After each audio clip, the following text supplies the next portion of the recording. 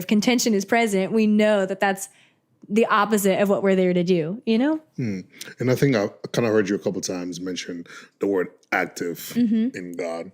And so what is that process like, I guess, if I could say, in growing in that? Yeah. You know, what exactly do you mean by, you know, being active, in that kind of aspect?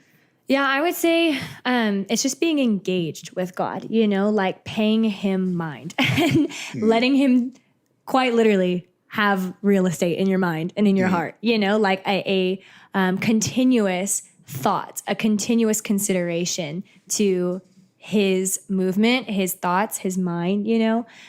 It says in the Bible that like the Spirit knows the thoughts of God, you know, and we have that exact Spirit that can know his thoughts. So it's more like anytime I walk into a room, it could be a room at work, it could be a room at the grocery store, it could be anywhere.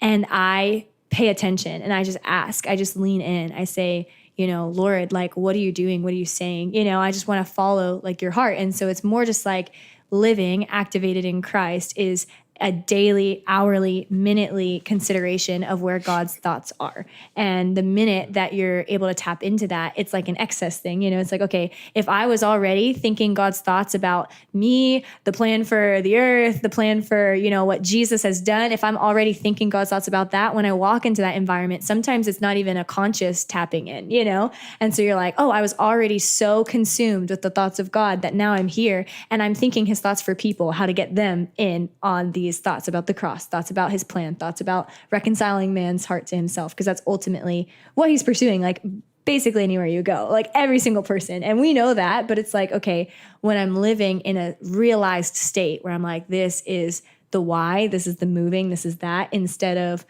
having any other why, you know, it's just eliminating every other why other than the gospel.